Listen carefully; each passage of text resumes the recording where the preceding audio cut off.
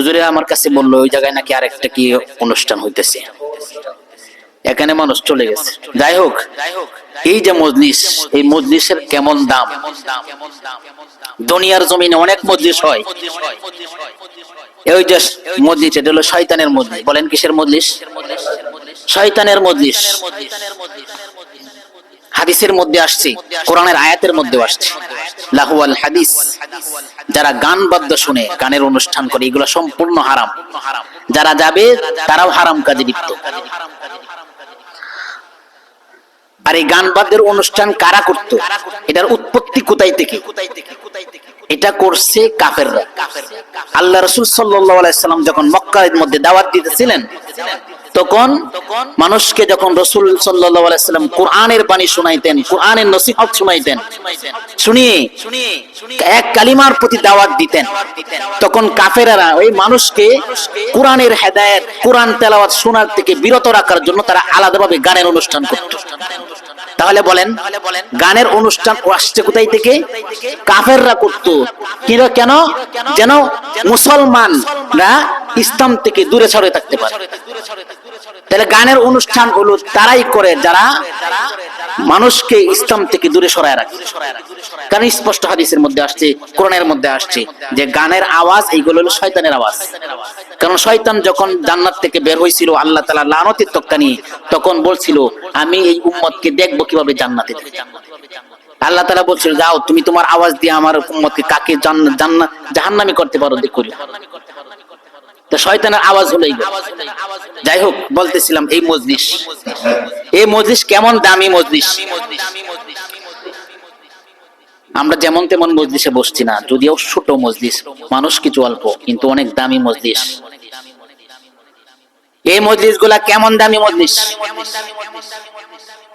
রাতের বেলা আকাশের মধ্যে যেমন আমরা তারকাগুলোকে ঝলমল করতে দেখি, আসমানের ফেরেশতারা জমিনের বুকে এই মজলিস গুলাকে এরকম তারকার মতো ঝলমল করতে দেখে। সুবহানাল্লাহ।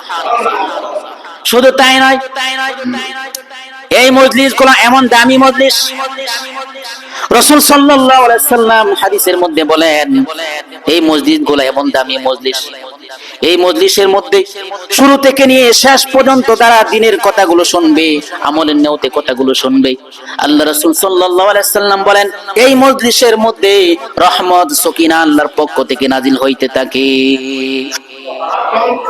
এবং রহমতের ফেরেশতারা বেষ্টন করে রাখে, চতুর্দিকে ফেরেশতারা বেষ্টন করে রাখে। একজনের কাঁধে আরেকজন উঠতে উঠতে আল্লাহ তাআলার আরশ পর্যন্ত চলে যায়। আল্লাহ তাআলার কাছে যাওয়ার পরে আল্লাহ তাআলা জিজ্ঞাসা করেন ফেরেশতারা রে তোমরা এইভাবে কোথায় থেকে সারিবদ্ধভাবে আসছো? ফেরেশতারা বলেন হে আল্লাহ, দুনিয়ার জমিনের মধ্যে অমুক গ্রামের মধ্যে অমুক মহল্লার মসজিদের মধ্যে দ্বীনের এক আলোচনা হইতেছে, সেখানের মধ্যে কিছু মানুষ আপনার দ্বীনের আলোচনাগুলো শুনতেছে। আল্লাহ তাআলা বলেন ফেরেশতারা রে তারা এই মজলিসের মধ্যে বসছে কেন বসছে, কি নেওতে বসছে? ফেরেশতারা বলেন আল্লাহ তারা তো এই নেওতে বসছে দ্বীনের কিছু কথা শুনবে, শুনে হেদায়েতের রাস্তায় চলবে, আর হেদায়েতের রাস্তায় চলার পরে আপনার কাছে জান্নাত চাইবে, জাহান্নাম থেকে পানা চাইবে। ফেরেশতারাদেরকে আল্লাহ তাআলা বলেন আমার ফেরেশতারা রে তারা কি আমার জান্নাত জাহান্নাম দেখছে কিনা? ফেরেশতারা বলেন আল্লাহ তারা জান্নাতও দেখে নাই, জাহান্নামও দেখে নাই। আল্লাহ এরপরে বলবেন, আল্লাহ কিন্তু সবকিছু জানে, জানার পরে ফেরেশতারা জিজ্ঞাসা করে। সুবহানাল্লাহ বলেন। আল্লাহ তাআলা জানার পরেও জিজ্ঞাসা করে। কেন জিজ্ঞাসা করে? এটারও আরে হিকমত আছে। কারণ আল্লাহ তাআলা যখন প্রথম আদম মানুষ বানাইতে চাইছিল, তখন ফেরেশতারা বলছিল আল্লাহ কি দরকার আছে বানায়, বলছিল না? আল্লাহ তাআলা কোরআনের মধ্যে বলেন ওয়াইল ক্বালা রাব্বুকা লিল মালাইকাতি ইন্নী জাইলুন ফিল আরদি খলিফা। আল্লাহ তাআলা ফেরেশতাদেরকে ডাকলেন, বললেন হে আমার ফেরেশতারা দুনিয়ার জমিনের মধ্যে আমি প্রতিনিধি বানাইতে চাই, মানুষ বানাইতে চাই। ফেরেশতারা বললেন হে আল্লাহ আমরা তো আপনার তাসবিহ তাহলিল সবকিছুই করি, ইবাদত করি, মানুষ বানানোর দরকার কি? তারা জমিনের মধ্যে মারামারি করবে, হানাহানি করবে, কাটাকাটি করবে, এত মানুষ বানানোর দরকার নাই, আমরা তো আছি। নাহনু নুসাব্বিহু বিহামদিকা ওয়া নুকদ্দিসু লাক, আমরা তো তাসবিহ তাহলিল পড়তেছি, আপনার প্রশংসা করতেছি, আপনার ইবাদতগুলো আমরা করতেছি। তখন আল্লাহ তাআলা বলেন ইন্নী আ'লামু মা লা তা'লামুন, আমি যা জানি তোমরা তা জানো না। তখন ওই ফেরেশতারা যে সব বলছিল, এটা বোঝানোর জন্য ফেরেশতাদের কাছ থেকে আল্লাহ তাআলা এই কথাগুলো নেয়। দেখো আমি কেন বানাইছিলাম, তারা জমিনের মধ্যে আমাকে স্মরণ করবে, আমাকে দেখে নাই, জান্নাত দেখে নাই, জাহান্নাম দেখে নাই, না দেখে তাদের ভিতরে এত ভয়। আর তোমরা তো আমাকে 24 ঘন্টা দেখতেছো, সব সময় দেখতেছো, দেখে তোমরা ভয় করতেছো, আর তারা না দেখে ভয় করতেছে। তাহলে তাদের দাম বেশি না আমাদের দাম বেশি? আমাদের দাম বেশি। এটাও বলবো, ফেরেশতাদের চাইতেও, সমস্ত মাখলুকের চাইতেও ইনসানের দাম কেন বেশি, কিভাবে বেশি? তে বলতেছিলাম, ফেরেশতাদেরকে আল্লাহ তাআলা জিজ্ঞাসা করেন, তারা জান্নাত দেখে নাই, জাহান্নাম দেখে নাই। আল্লাহ তাআলা ফেরেশতাদেরকে বলেন, আমার এই জমিনের মধ্যে এই মানুষগুলা কি চাই যে মজলিসের মধ্যে বসে আছে? হে আল্লাহ, আপনার কাছে জান্নাত চাই, জাহান্নাম থেকে মুক্তি চাই। ফেরেশতাদেরকে সাক্ষী রেখে আল্লাহ তাআলা বলেন, হে ফেরেশতারা, তোমরা সাক্ষী থাকো, এই মজলিসের মধ্যে শুরু থেকে নিয়ে শেষ পর্যন্ত যারা ছিল সকলের জিন্দেগীর গুনাহগুলো আমি মাফ করে দিলাম। এই জন্য এই মজলিসের দাম কিন্তু অনেক। এই জন্য এই যে মজলিসের মধ্যে বসতে পারছি, এটা অনেক বড় নিয়ামত। এই জন্য শুকরিয়া আদায় করি, আলহামদুলিল্লাহ। ই সাআদত বজুরে বাজুনিস তানা বখশদ খুদায়ে বখশিন্দা। দিনের কাজ করতে পারা, দিনের মজলিসে বসা, এটা কোনো টাকার বলে, ক্ষমতার বলে, শক্তির বলে, কোনো কিছুর ক্ষমতার বলে কেউ বসতে পারে না। যাকে আল্লাহ তাআলা তৌফিক দেয় সেই দিনের কাজ। অনেক মানুষ ছিল, কিছু মানুষ ওই গানের মজলিসে চলে গেছে। আল্লাহ তাআলা আপনা আমার দিনটাকে ঘুরিয়ে মসজিদের মধ্যে নিয়ে আসছে, এই দিন এসে মজলিসে বসার তৌফিক দান করছেন। এই জন্য এটা অনেক বড় নিয়ামত। আরে আমরা নামাজ পড়তে যে পারতেছি, এটাও নিয়ামত মনে করতে হবে। আমরা তো নিয়ামত মনে করি শুধু টাকা পয়সা, ধন দৌলত যার বেশি আছে আল্লাহর এই মনে হচ্ছে নিয়ামত না, এইগুলা নিয়ামত না। আপনা আমার দিলকে যে আল্লাহ তাআলা মসজিদমুখী করে রাখছে, গুনাহ থেকে দূরে সরায়া নেকের দিকে রাখছে, হেদায়েতের রাস্তার দিকে আমাকে রাখছে, এটা সবচেয়ে বড় নিয়ামত। কারণ আল্লাহ চায় আপনি জান্নাতে যান। আর যারা টাকা পয়সা দিয়ে, ধন দৌলত দিয়ে গুনাহের মধ্যে লিপ্ত রাখছেন, আল্লাহ তাকে জান্নাত দিবে না, কোথায় দিবে? জাহান্নামে। এই জন্য এই দিনই মজলিসে বসতে পারছি, এই জন্য আবারও শুকরিয়া আদায় করি, আলহামদুলিল্লাহ। নিয়ামতের কথা যদি বলি, আল্লাহ তাআলা কত নিয়ামত দান করছেন। সবচেয়ে বড় নিয়ামত তো এটাই, আল্লাহ তাআলা আমাদেরকে ঈমান দান করছেন। বলেন, ঈমান কি? ঈমান মূল্যবান জিনিস না? সামান্য ঈমান যারা আছে, এর যে কি দাম। হাদিসের মধ্যে আসছে, সামান্য পরিমাণ, সরিষা দানা পরিমাণ ঈমান যার আছে, জাররা পরিমাণ যেটাকে বলে, জাররা বলা হয়। এই ইয়াও আছে না, কি জানি কইগুলা, এই তিল আছে না, বা কালো জিরা, এই কালো যে সরিষা দানা, হ্যাঁ সরিষা, এই সরিষা দানাকে যদি 70 ভাগ করে, তার মধ্যে 1 ভাগ যদি হয়, এটার বলে জাররা। আরেকটা উদাহরণ দেয়, জাররা হলো আমরা কাপড় চিপা দিই না, কাপড় চিপা দেওয়ার পরে একটা ঝাড়া দিই, ঝাড়া দিলে পরে মানুষের কোনার মতো কিছু জিনিস বাইরো না, পানি বাতাসে উড়ে, এই এক একটারে বলে জাররা। এই জাররা পরিমাণ ঈমান যার থাকবে, আল্লাহ তাআলা বলেন জাররা পরিমাণ ঈমান নিয়ে যে মৃত্যুবরণ করবে, তাকেও একদিন না একদিন এই দুনিয়ার সমান, 10টা দুনিয়ার সমান তাকে একটা জান্নাত দেওয়া হবে। তাহলে জাররা পরিমাণ ঈমানের দাম কত? এই এক দুনিয়ার মূল্য না। জাররা পরিমাণ ঈমানের মূল্য হলো এই দুনিয়ার সমান, 10 দুনিয়ার সমান। তাহলে কি সাধারণ? এই যে ঈমানের বদলতে আমরা জান্নাতে যাব। এই জন্য ঈমান অনেক বড় নিয়ামত না? আরো কিছু নিয়ামতের কথা বলি, যে নিয়ামতগুলা বান্দার জন্য সবচেয়ে বেশি জরুরি, সবচেয়ে বেশি প্রয়োজন, এই নিয়ামতগুলো আল্লাহ তাআলা আমাদের জন্য সহজ করে দিয়েছেন। সবচেয়ে বড় একটা নিয়ামত হলো আল্লাহ তাআলা বান্দার জন্য যেটা সবচেয়ে বেশি প্রয়োজন, যেটা ছাড়া বান্দা দুনিয়ার মধ্যে বসবাস করতে পারবে না, চলাচল করতে পারবে না, আল্লাহ তাআলা এই নিয়ামতটাকে বান্দার জন্য সহজ করে দিয়েছেন, কঠিন করেন নাই। 1 নাম্বার একটা নিয়ামতের কথা বলি, এই যে আমরা অক্সিজেন গ্রহণ করতেছি, এই অক্সিজেনটা আল্লাহ তাআলার দেওয়া একটা নিয়ামত। এই নিয়ামতটা বান্দার জন্য কেমন প্রয়োজন, অনেক প্রয়োজন।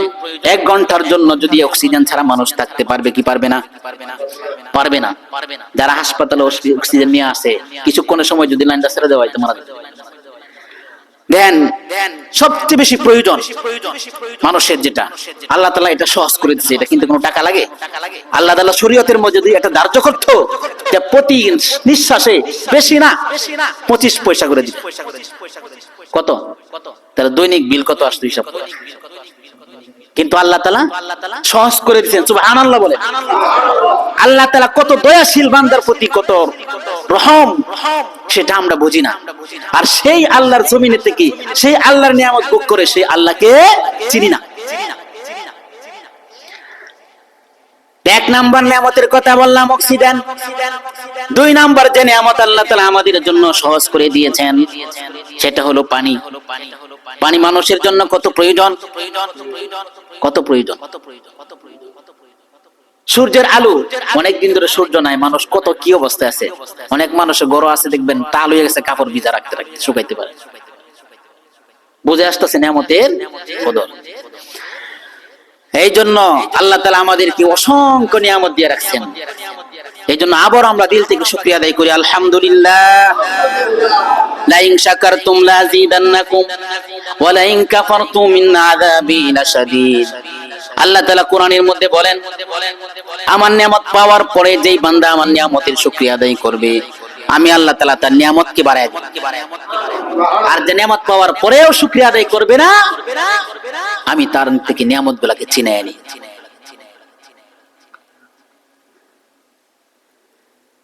আমি কোরআনের পাক থেকে একটা আয়াত তেলাওয়াত করেছি। আল্লাহ তাআলা কোরআনের মধ্যে বলেন, ইয়া আইয়ুহাল্লাযীনা আমানুত্তাকুল্লাহ ইয়া আইয়ুহাল্লাযীনা আমানুত্তাকুল্লাহা ওয়াল তানজুর নাফসুম মা কদ্দামাত লিগাদিন ওয়াত্তাকুল্লাহ। হে ঈমানদারেরা, তোমরা আল্লাহ তাআলাকে ভয় করো। আমানুত্তাকুল্লাহ ওয়াল তানজুর নাফসুম মা কদ্দামাত লিগাদিন ওয়াত্তাকুল্লাহ। এবং তুমি তোমার আখিরাতের জন্য কি অর্জন করতেছো এটা নিয়ে ফিকির করো। তুমি কোন সময় চিন্তা করেছো তুমি আখিরাতের জন্য, আগামী দিনের জন্য কি অর্জন করতেছো? আগামী বলতে আখিরাতকে বুঝাইছে। দুনিয়া অর্জন করতে গেলে আমরা কত কিছু করি, হ্যাঁ, দুনিয়ার সুখের জন্য, এই কিছু জিন্দেগির হায়াতের জন্য আমরা কি করি? ব্যাংক ব্যালেন্স তৈরি করি, নিজের দেশ ছেড়ে পরিবার ছেড়ে প্রবাসে যাই। কিন্তু আখিরাতের জন্য কি করি? কতটুকু করি? কিছুই করি না। আখিরাতকে বুঝি না, আল্লাহকে চিনি না। আল্লাহ তাআলা কোরআনের মধ্যে বলেন, ইয়া আইয়ুহাল ইনসানু মা গাররাকা বিরাব্বিকাল কারীম। আল্লাহ তাআলা বলতেছেন, হে মানুষ সকল, কোন জিনিস তোমাদেরকে আমি রব্বে কারীম থেকে দূরে সরায় রাখছি? আমি মাওলাকে চিনো না। কোন জিনিসে তোমাকে এই ধোঁকা দিয়ে রাখছি, যে এই ধোঁকা দেওয়ার কারণে আমি আল্লাহকে তোমরা চিনতেছো না? আমি আল্লাহ থেকে তোমরা দূরে সরে রইলা। কোন জিনিস তোমাদেরকে দূরে সরায় রাখছি? তাহলে দেখা যায় আমরা আল্লাহ থেকে দূরে সরে রাখছি একমাত্র একটার কারণ, সেটা হলো দুনিয়া। বলেন কি? দুনিয়া, দুনিয়ার ভালোবাসা, দুনিয়ার মহব্বত। যে আল্লাহ তাআলা মানুষকে সবচেয়ে বেশি মহব্বত করে মানুষকে আল্লাহ তাআলা সৃষ্টি করেছেন। কতটুকু মহব্বত করে সৃষ্টি করেছেন? আল্লাহ তাআলা যখন আসমান জমিনকে সৃষ্টি করলেন, সৃষ্টি করার পরে যখন পানির উপরে এই জমিনটা ভাসমান ছিল, কাঁপতেছিল, তখন আল্লাহ তাআলা এই জমিনকে পাহাড়ের মাধ্যমে পেরাক মেরে দিলেন। আল্লাহ তাআলা কোরআনের মধ্যে সেই কথা বলেছেন, ওয়াল জিবালা আওতাদা, আমি পাহাড়গুলোকে জমিনের মধ্যে পেরাক স্বরূপ মেরে দিলাম, যেন এই জমিন পানির উপরে কাঁপতে না পারে। তো আল্লাহ তাআলা যখন এই কাজ করলেন, এই জমিনকে পাহাড়ের মাধ্যমে পেরাক মেরে দিলেন, তখন ফেরেশতারা আল্লাহ তাআলাকে জিজ্ঞাসা করতেছে, আল্লাহ আল্লাহ আপনি দুনিয়া সৃষ্টি করার পরে পানির উপরে ভাসমান ছিল, লড়াচড়া করতেছিল, আপনি পাহাড়ের মাধ্যমে কি করে দিলেন? পেরাক মেরে দিলেন। তাহলে পাহাড়ের এত শক্তিশালী জিনিস যে নাকি দুনিয়াকে স্থির রাখছে।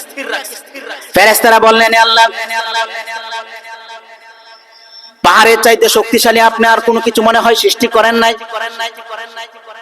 আল্লাহ তাআলা বলেন না ফেরেশতা আমি পাহাড়ের চাইতেও শক্তিশালী মাখলুক আমি আল্লাহ তাআলা সৃষ্টি করেছি। ফেরেশতারা আশ্চর্য হয়ে জিজ্ঞাসা করলেন এই মাখলুক কি? আল্লাহ তাআলা বললেন ফেরেশতার চাইতেও আমি আরেকটা জিনিস, পাহাড়ের চাইতেও আমি আরেকটা জিনিস শক্তিশালী সৃষ্টি করেছি, সেটা হলো লোহা। সেই লোহা দিয়ে পাহাড়কে কেটে কেটে এক স্থান থেকে আরেক স্থানে স্থানান্তরিত করা যায়। ফেরেশতারা আশ্চর্য হয়ে জিজ্ঞাসা করলো আল্লাহ তাহলে পাহাড়ের চাইতে শক্তিশালী আপনি লোহাকে সৃষ্টি করেছেন, লোহার চাইতে শক্তিশালী আর কোন জিনিস মনে হয় আপনি সৃষ্টি করেন নাই? আল্লাহ তাআলা বললেন না, তার চাইতেও শক্তিশালী আমি আল্লাহ সৃষ্টি করছি। ফেরেশতারা আশ্চর্য হয়ে জিজ্ঞাসা করলেন আল্লাহ সেই জিনিস কি যেটা লোহার চাইতেও শক্তিশালী আপনি এত শক্তিশালী করে সৃষ্টি করেছেন? তার চাইতে শক্তিশালী কোন জিনিস? আল্লাহ তাআলা বলেন ফেরেশতারা রে, তার চাইতে শক্তিশালী, তার চাইতে মজবুত আমি যে জিনিসটা সৃষ্টি করেছি সেটা হলো আগুন। আগুন এমন এক শক্তিশালী মাখলুক যে আগুনে লোহাকে গলিয়ে এরকম পানির মতো তরল করে দিতে পারে। ফেরেশতারা বললেন ইয়া আল্লাহ লোহার চাইতে শক্তিশালী আপনি আগুনকে সৃষ্টি করলেন, আগুনের পরে আর কোন মাখলুক মনে হয় আপনি সৃষ্টি করেন নাই? আল্লাহ তাআলা বললেন না ফেরেশতা তার চাইতেও আমি শক্তিশালী মাখলুক আল্লাহ সৃষ্টি করে রাখছি। সুবহানাল্লাহ। আল্লাহ তাআলা বললেন আগুনের চাইতেও শক্তিশালী সৃষ্টি যে মাখলুক আমি সৃষ্টি করছি সেটা হলো পানি। ফেরেশতারা জিজ্ঞাসা করলেন আগুনের চাইতে শক্তিশালী পানি?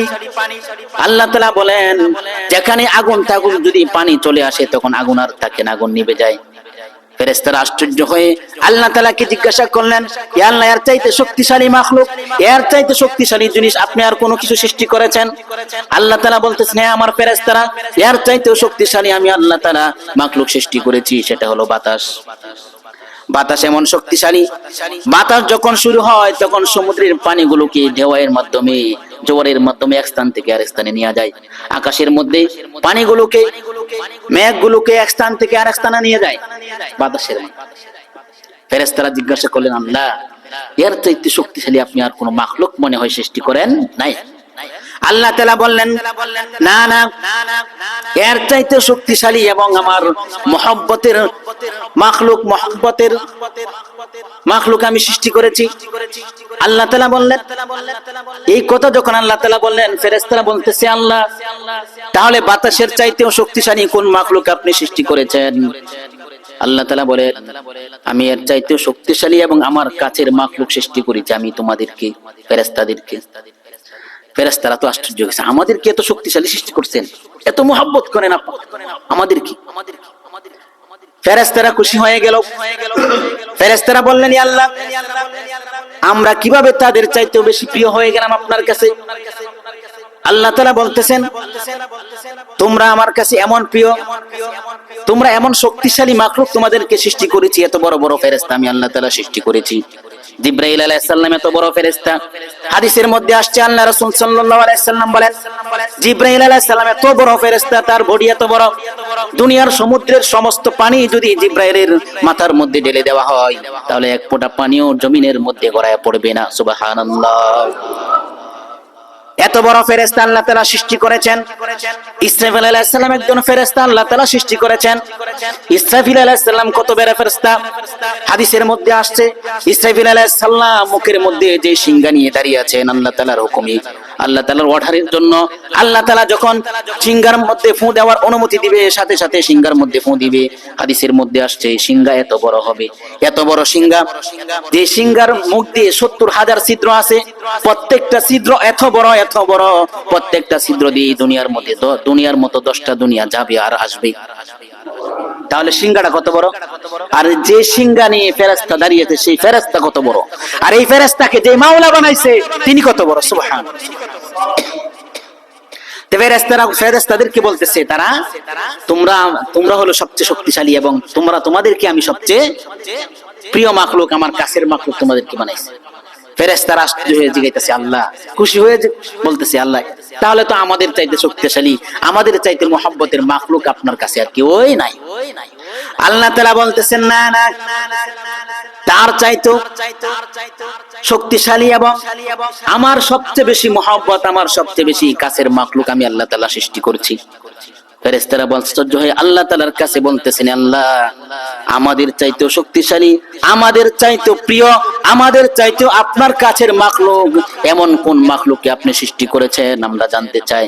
আল্লাহ তাআলা বলেন, ফেরেশতারা রে, তার চাইতেও আমার সবচেয়ে বেশি মহব্বতের মাখলুক আমি আল্লাহ তাআলা মানুষকে বানাইছিলাম দিলাম।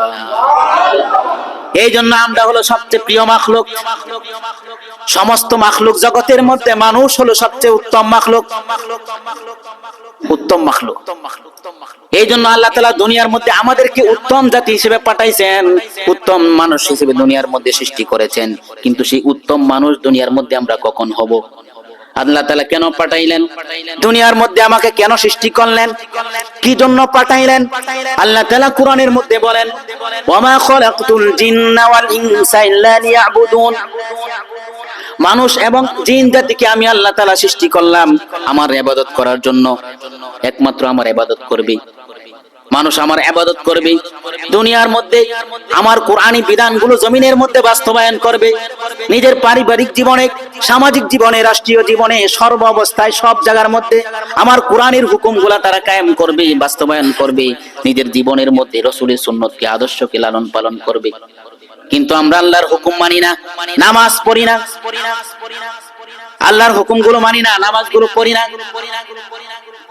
5 ওয়াক্ত নামাজ আল্লাহ তাআলা ফরজ করেছেন।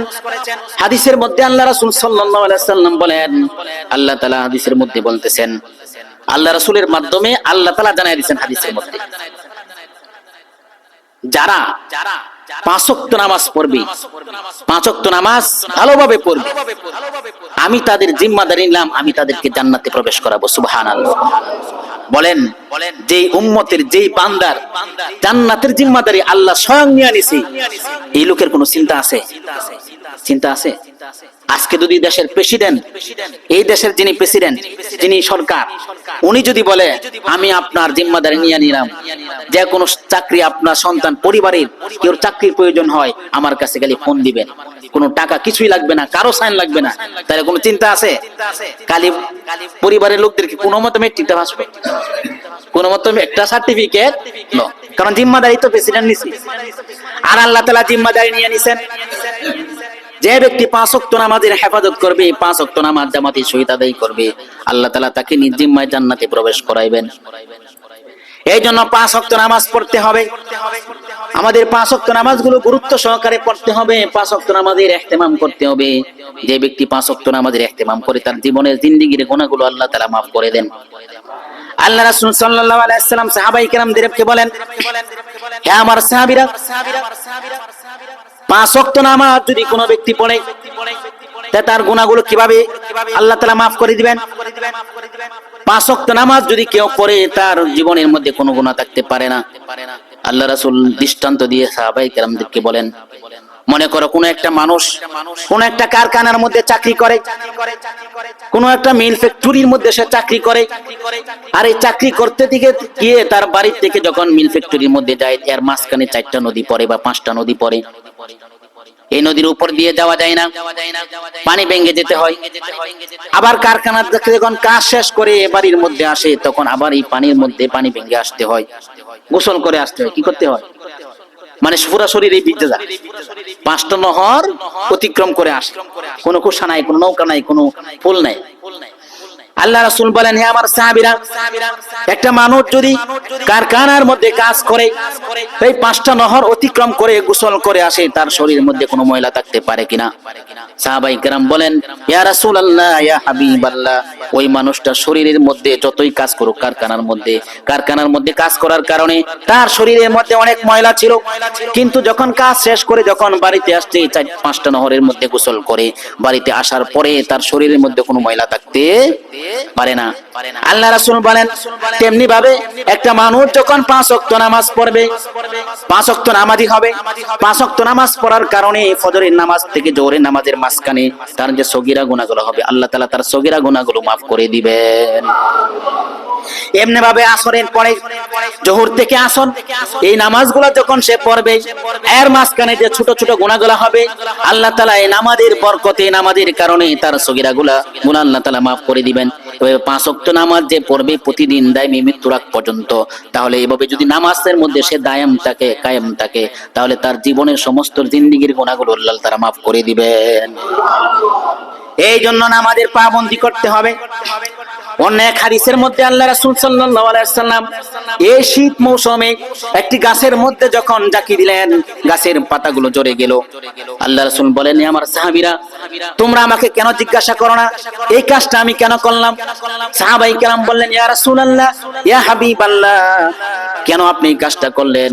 আল্লাহ রাসূল বলেন, যে ব্যক্তি 5 ওয়াক্ত নামাজ পড়বে, ইহতিমামের সহিত 5 ওয়াক্ত জামাতের সহিত নামাজ আদায় করবে, তার জিন্দেগীর গুনাহগুলো এভাবে ঝরে পড়ে যাবে, অর্থাৎ আল্লাহ তাআলা মাফ করে দিবেন, মাফ করে দিবেন। এই জন্য 5 ওয়াক্ত নামাজ আমি নিজেও পড়বো, নিজের পরিবারদেরকেও নামাজের কথা বলবো। শুধু আমি নামাজ পড়লাম, আমার বিবিকে নামাজের কথা বললাম না, আমার সন্তানকে নামাজের কথা বললাম না, কাউকে নামাজের কথা বললাম না, শুধু আমি মসজিদে আসলাম, তাহলে আমার জিম্মাদারি আদায় হবে না। আল্লাহ তাআলা কোরআনের মধ্যে বলেন, ইয়া আইয়ুহাল্লাযীনা আমানু কু আনফুসাকুম ওয়া আহলিকুম নারা, হে ঈমানদারেরা, তোমরা নিজে জাহান্নামের আগুন থেকে বাঁচাও এবং নিজের পরিবারের লোকদেরকে জাহান্নামের আগুন থেকে বাঁচাও। এখন আমি যদি একা নামাজ পড়লাম, আমার প্রতিবেশী আরেকজন নামাজ পড়েন, আমি তাকে নামাজের কথা বললাম না, তাহলে আমিও ধরা খেয়ে যাব। কারণ এই উম্মতের জিম্মাদারি হলো, যে ঈমানদার তার জিম্মাদারি, তার দায়িত্ব, তার উপর ওয়াজিব হলো আরেকজনকে দাওয়াত দেওয়া।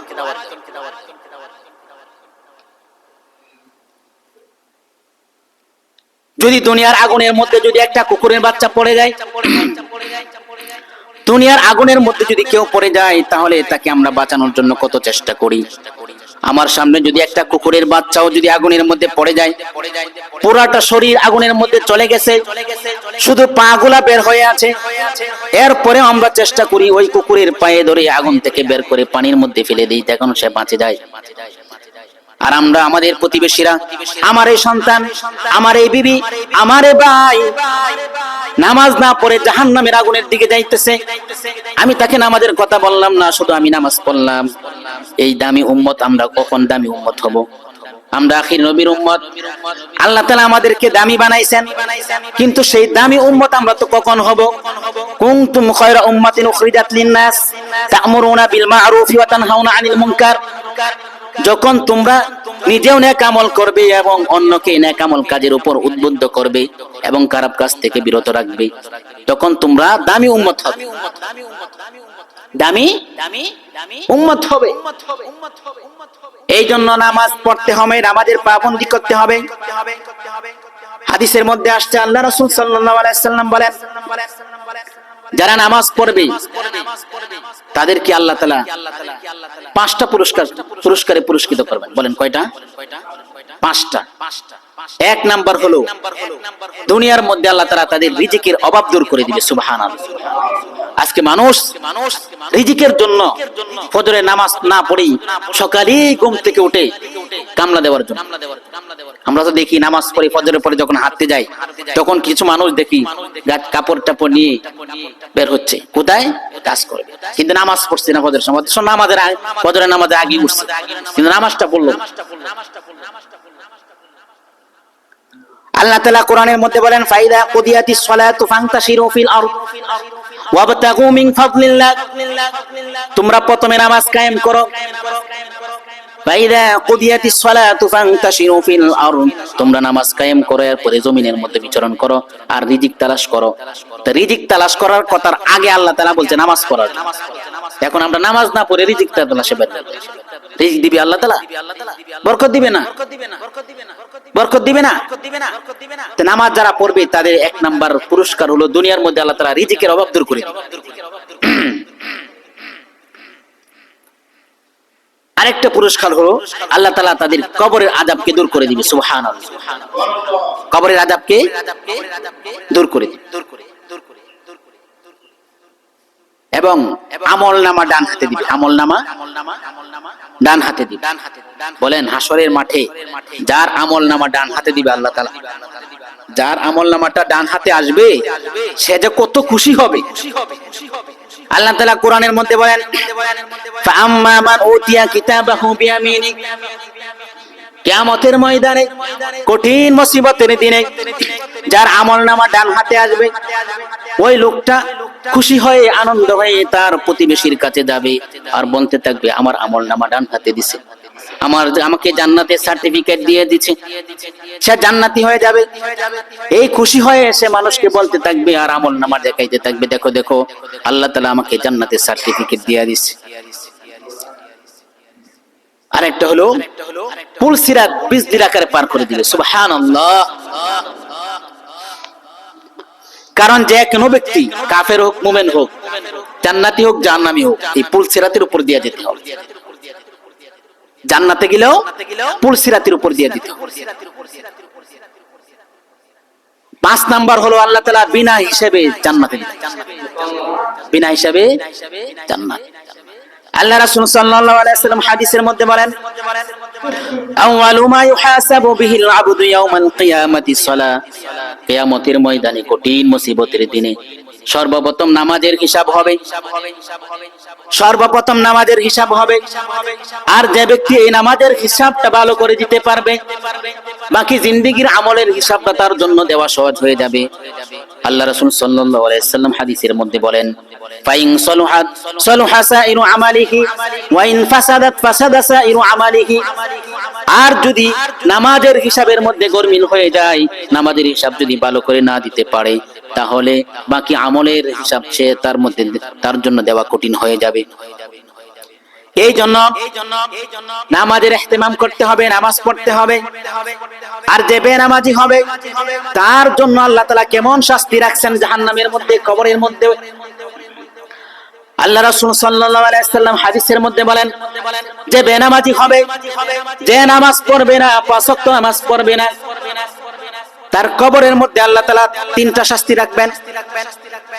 1 নাম্বার হলো তার কবরটাকে, বেনামাজিকে কবরের মধ্যে রাখার সাথে সাথে তার কবরটা এমন সংকীর্ণ হয়ে যাবে, মাটি এমন ভাবে চাপ দিবে, এক পাজরের হাড়গুলো আরেক পাজরের মধ্যে এভাবে ঢুকে যাবে। এরপরে 2 নাম্বার শাস্তি হলো তার কবরটাকে জাহান্নামের আগুন দ্বারা ভরপুর করে দিবে। জাহান্নামের আগুন কত কঠিন আগুন হবে, এই দুনিয়ার আগুন না। হাদিসের মধ্যে আসছে, এই দুনিয়ার আগুন জাহান্নামের আগুনের কাছ থেকে আল্লাহ তাআলার কাছে 70 বার পানা চাই, আল্লাহ আমি দুনিয়ার আগুনকে আপনি জাহান্নামের আগুনের সাথে মিশ্রিত করিয়েন না। দুনিয়ার আগুন ভয় পা কাকে? জাহান্নামের আগুনকে। হাদিসের মধ্যে আসছে জাহান্নামের আগুন এত কঠিন হবে, দুনিয়ার আগুন শরীরের চামড়ার মধ্যে লাগার কারণে শরীরের চামড়ার মধ্যে ঠসা পড়ে যায়, চামড়াটা উঠে যায়। আর জাহান্নামের আগুন এত কঠিন আগুন হবে, আপনার শরীরের চামড়ার মধ্যে লাগার সাথে সাথে কলিজা পড়ে ছারকার হয়ে যাবে। সেই আগুন দ্বারা আপনার কবরটাকে, আপনার আমার কবরটাকে ভরপুর করে দিবে যদি আমি নামাজ না পড়ি। আল্লাহ রাসূল সাল্লাল্লাহু আলাইহি ওয়াসাল্লাম হাদিসের মধ্যে বলেন, আল কবরু রাউযাতুম মিন রিয়াজিল জান্নাহ ওয়া হুফরাতুম মিন হুফারিন নার। যারা নামাজ পড়বে, যারা নামাজের পাবন্দি করবে, যারা নেক আমল করবে, আল্লাহ তাআলা তাদের কবরটাকে জান্নাতের বাগান বানিয়ে দিবেন। আর যারা বেনামাজি হবে, যারা নামাজ পড়বে না, দুনিয়ার মধ্যে আল্লাহর হুকুমগুলো মানবে না, তাদের কবরটাকে জাহান্নামের আগুন দ্বারা ভরপুর করে দিবেন।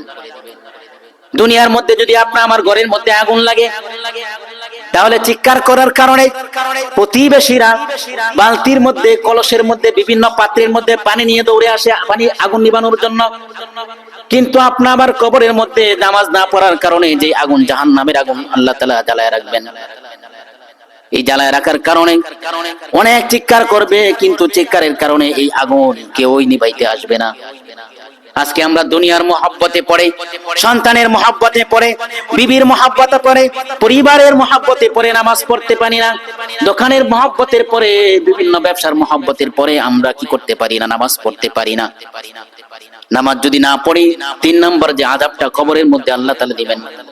আল্লাহ রাসূল সাল্লাল্লাহু আলাইহি ওয়াসাল্লাম হাদিসের মধ্যে বলেন, ওই বেনামাজির কবরের মধ্যে এমন একটা বিষাক্ত সাপ আল্লাহ তাআলা নিযুক্ত করে দিবেন, এমন বিষাক্ত সাপ আল্লাহ তাআলা নিযুক্ত করে দেবেন। হাদিসের মধ্যে আল্লাহ রাসূল বলেন, এই সাপ এত বিষাক্ত হবে, এই সাপ যদি দুনিয়ার জমিনের মধ্যে একটা শ্বাস ফেলতো, তাহলে তার বিষাক্তের কারণে জমিনের মধ্যে কোনো ঘাস হইতো না। সেই সাপকে আল্লাহ তাআলা বেনামাজির জন্য কবরের মধ্যে নিযুক্ত করে দিবেন। আর এই সাপটা কি করবে থাকবেন, বেনামাজিকে এরকম দংশন করতে থাকবেন।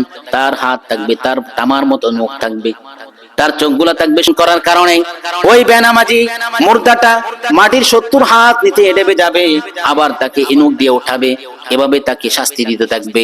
জোহরের নামাজ যারা জান্নাতি এবং জাহান্নামী তারা দুই দলে বিভক্ত হয়ে যাও, কিন্তু যারা জাহান্নামী তারা জান্নাতের দল থেকে তারা বিভক্ত হইতে চাইবে না, কারণ তারা জানে যদি বিভক্ত হই তাহলে আমাদের ঠিকানা হবে কোথায়? জাহান্নামে।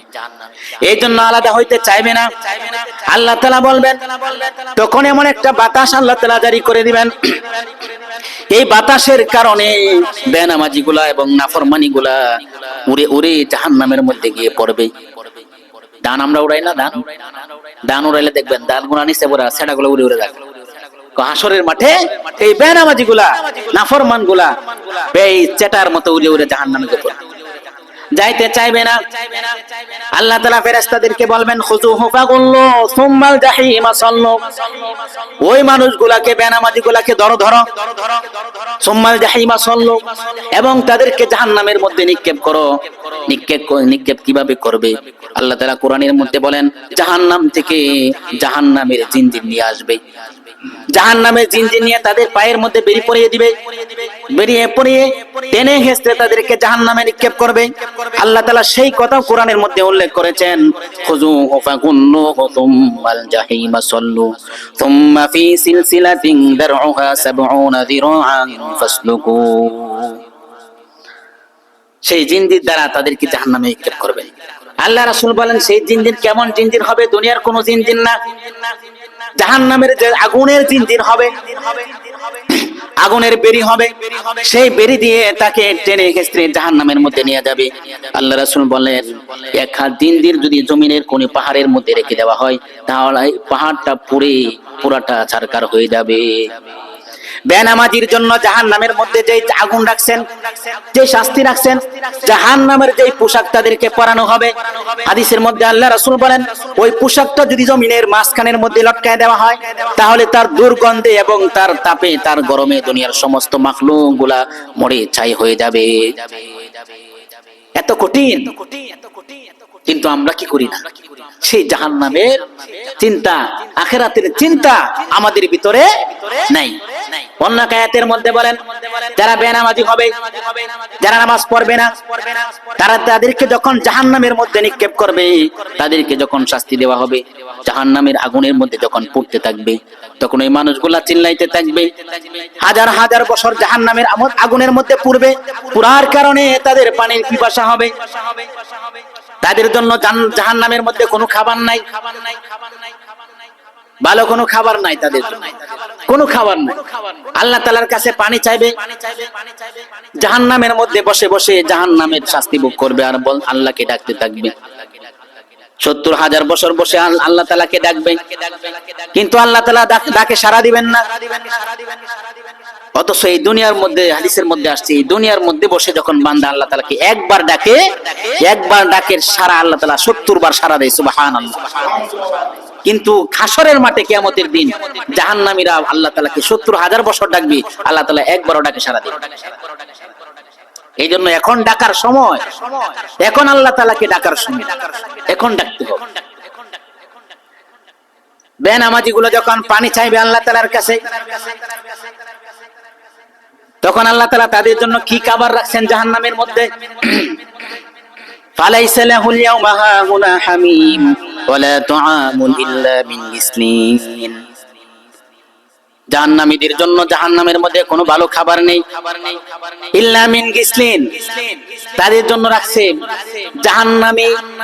জাহান্নামের আগুনের মধ্যে পুরার কারণে তাদের শরীরের মধ্যে যে পুঁজ বের হয়েছে, রক্ত পুঁজ বের হয়ে যে জাহান্নামের স্থলদেশে যে পড়ে রয়েছে, এইগুলাকে গ্লাসের মধ্যে ভরে তাদের খাওয়ার জন্য দিবেন।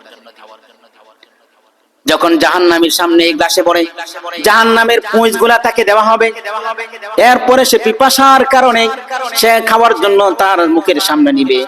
গ্লাসটা যখন মুখের সামনে নিবে, এই গ্লাসের মধ্যে যে জাহান্নামের আগুনের যে পুঁজ ছিল, এটা এত গরম থাকবে, এত গরম থাকবে, চেহারার সামনে নেওয়ার সাথে সাথে চেহারার গোশতগুলো খসে পড়ে যাবে। এরপরেও খাবে, কারণ তার অনেক পিপাসা। যখন সে মুখের মধ্যে দিবে, দেওয়ার সাথে সাথে পেটের ভিতরে যত নারী বুড়ি ছিল সবকিছু গলে পেছনের রাস্তা দিয়ে বের হয়ে যাবে। এই হলো বেনামাজির শাস্তি। এই জন্য নিজেও নামাজ পড়তে হবে, অন্যকেও নামাজের দাওয়াত দিতে হবে। এখন আমরা নামাজ পড়বো, ইবাদত করব। এই ইবাদত করার জন্য প্রথমে কি করতে হবে? আমার ইবাদতগুলো আল্লাহ তাআলার দরবারে কবুল হওয়ার জন্য কি করতে হবে? আল্লাহ তাআলা কোরআনের মধ্যে বলেন, ইন্নামা ইয়াতাকাব্বালুল্লাহু মিনাল মুত্তাকিন। আল্লাহ তাআলা মুত্তাকিনদের ইবাদত কবুল করবেন। এই জন্য আমাদের মুত্তাকিন হতে হবে, পরহেজগার হতে হবে। শুধু তাই নয়, মুত্তাকিন কাদেরকে বলে? যাদের ভিতরে আল্লাহ তাআলার ভয় আছে এবং নিজেকে হালাল হারাম থেকে, হালাল হারাম অনুযায়ী জীবনকে পরিচালনা করে। আল্লাহ তাআলা কোরআনের মধ্যে বলেন, ইয়া আইয়ুহার রাসূলু কুলু মিনাত তাইয়্যিবাতি ওয়া'মালু সলিহা। হে নবীগণ, তোমরা প্রথমে কি করো?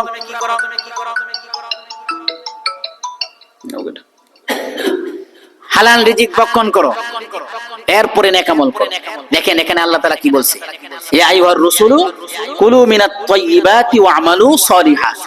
তোমরা পবিত্র খাবার খাও, এরপরে নেক আমল করো। তাই আগে আমার রিজিক হালাল হতে হবে। কি হতে হবে? আমার ইবাদতগুলো আল্লাহ তাআলার দরবারে কবুল হওয়ার জন্য আমার রিজিক কি হতে হবে? আমি যদি রিজিক হালাল না থাকে, আমার ইনকাম সোর্স যদি হালাল না থাকে, এর মধ্যে যদি হারাম মিশ্রণ থাকে, আমি যদি অন্যের হক নষ্ট করে খাই, তাহলে আমার ইবাদত কবুল হবে না, কবুল হবে না। হাদিসের মধ্যে স্পষ্ট আসছে।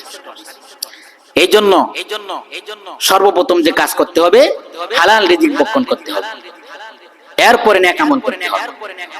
সেই নেক আমল করে যদি আমি দুনিয়া থেকে বিদায় হইতে পারি খাঁটি ঈমান নিয়ে, খাঁটি ঈমান নিয়েও দুনিয়া থেকে বিদায় হতে হবে।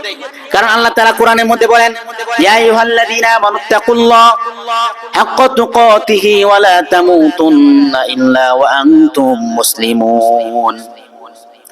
আল্লাহ তাআলা কোরআনের মধ্যে বলেন, হে ঈমানদারেরা, তোমরা আল্লাহ তাআলাকে ভয় করো, ভয় করার মতো,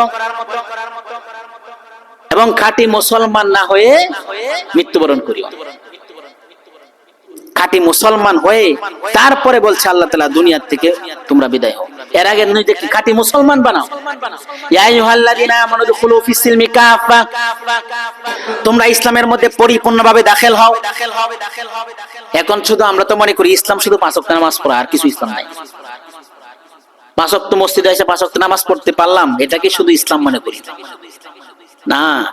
আল্লাহ তাআলা কোরআনের মধ্যে 2 ধরনের হুকুম করছে, একটা হলো আদেশ আর একটা হলো কি? নিষেধ। একটা আদেশ আর একটা নিষেধ।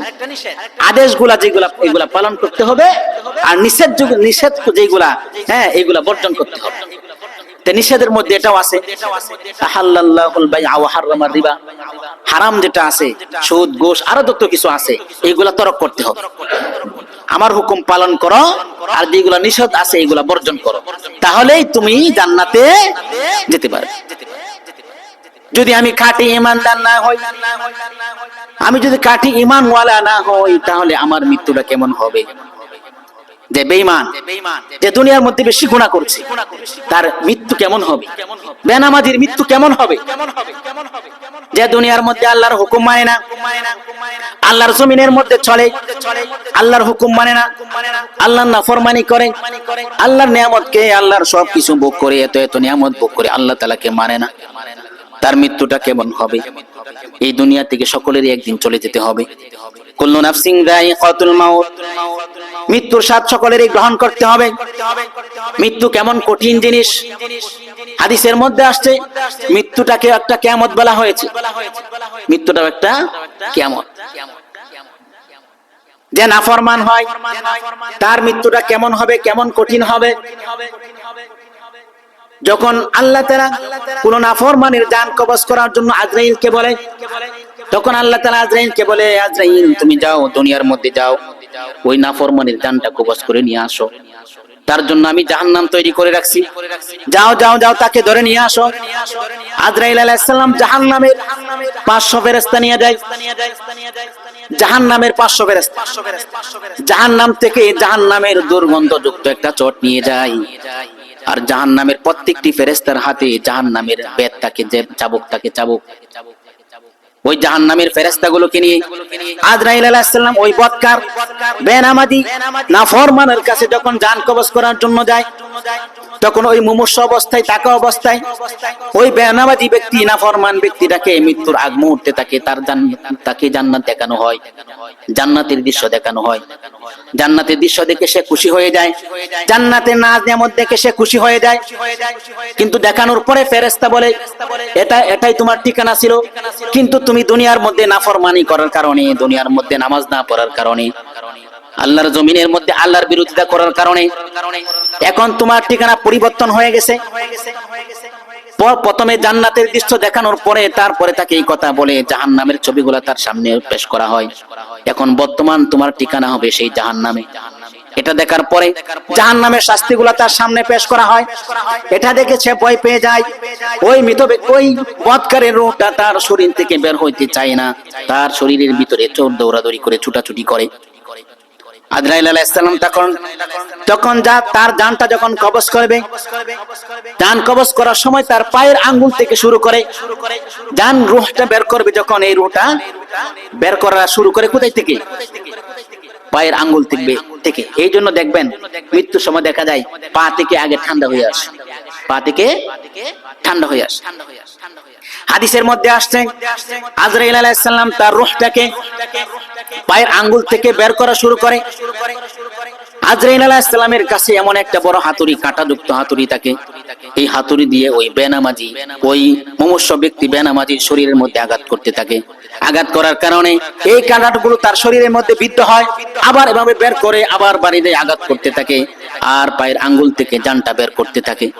আজরাইলের ভয়ানক দৃশ্য দেখে ওই মুর্দার ব্যক্তিটা, ওই মুমূর্ষু ব্যক্তি বেনামাজিটা চোখগুলি উল্টিয়ে দেয়।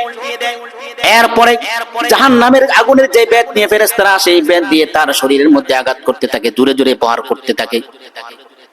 আজরাইল আলাইহিস সালাম তার রূহটাকে পায়ের থেকে টেনে এনে পায়ের গোড়ালির মধ্যে আটকে রাখে, আর জাহান্নামের ফেরেশতা জাহান্নামের আগুনের বেত দিয়ে তাকে প্রহার করতে থাকে।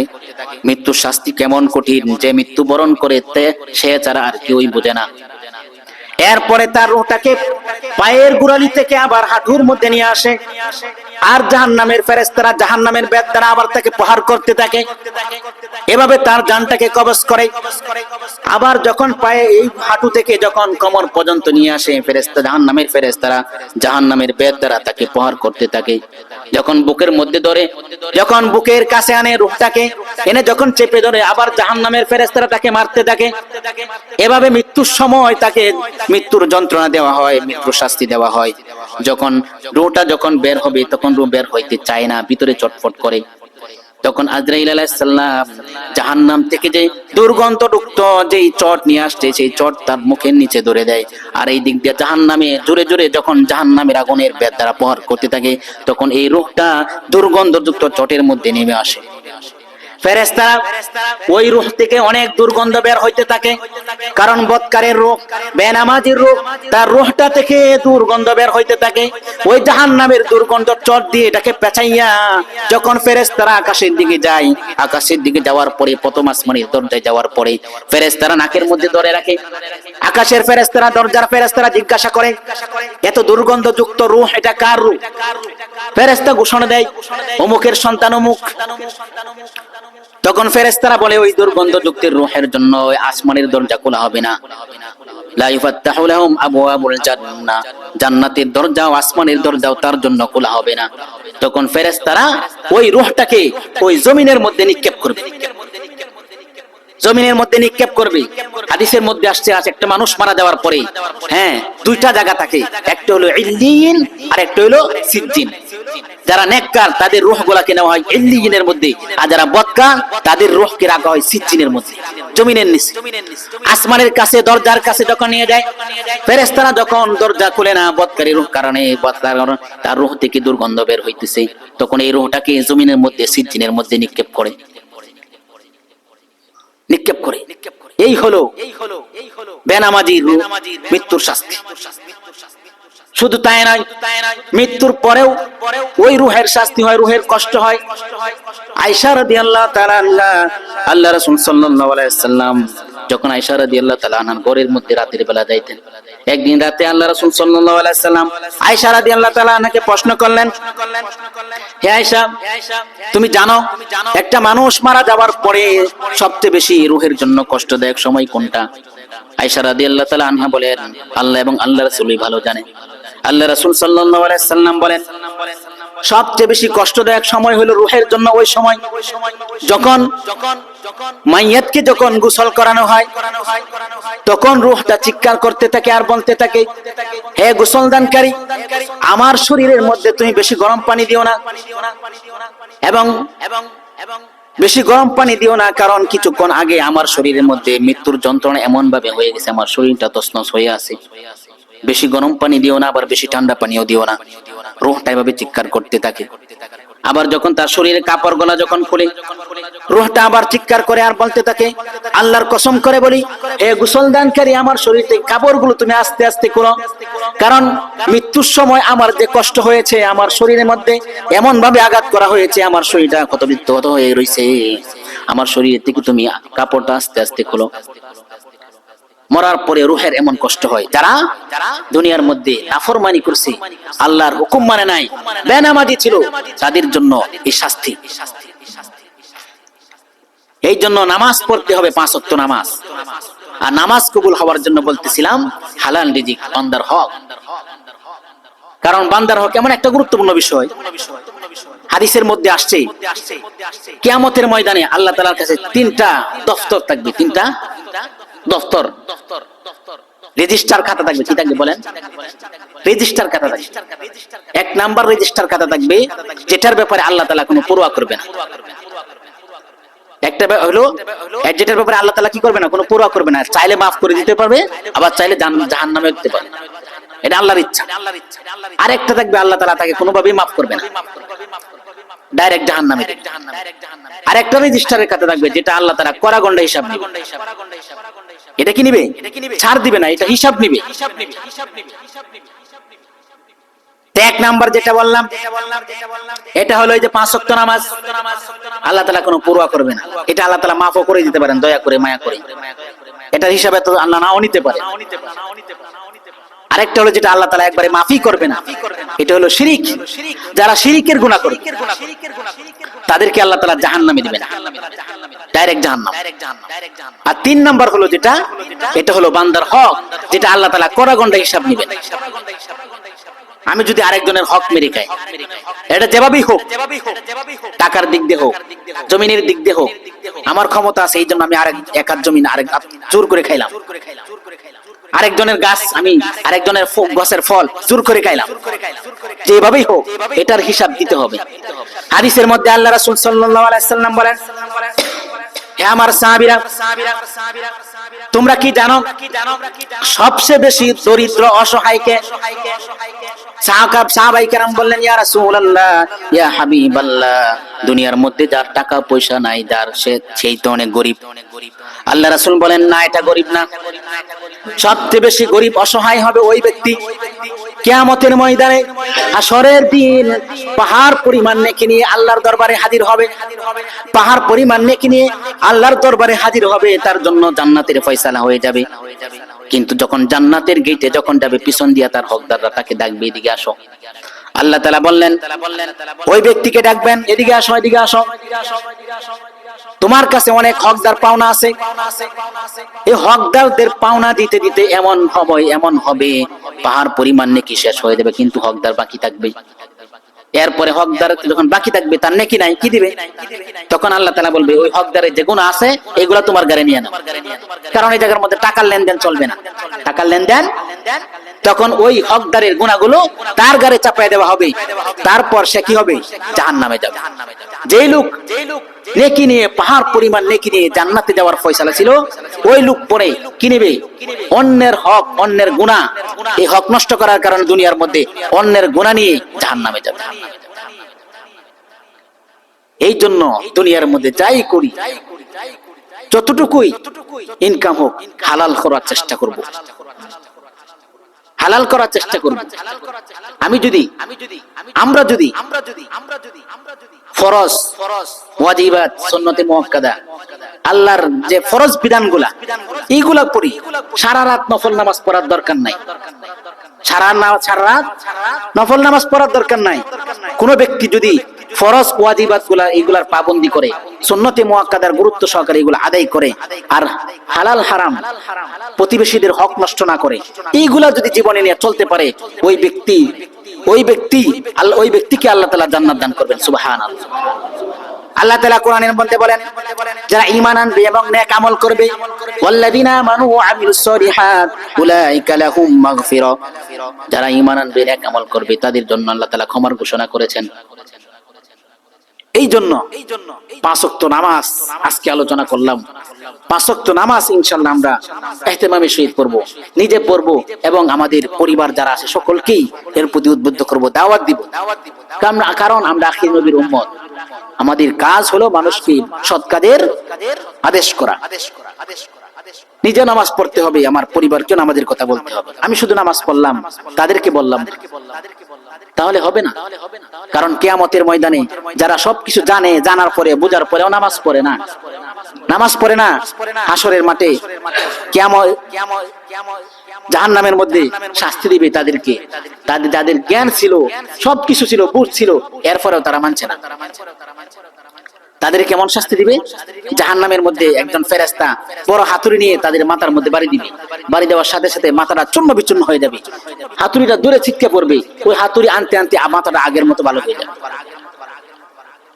যারা সবকিছু জানার পরেও মানে না। আল্লাহ তাআলা আমাদের সকলকেই যা কিছু আলোচনা হয়েছে এই কথার উপর আমল করার তৌফিক দান করুক। ওয়া আখিরু দাওয়ানা। বলতেছিলাম আপনাদের মহল্লা আজকে যে মাহফিলটা হয়েছে, এটার মধ্যে কোনো তেমন কিছু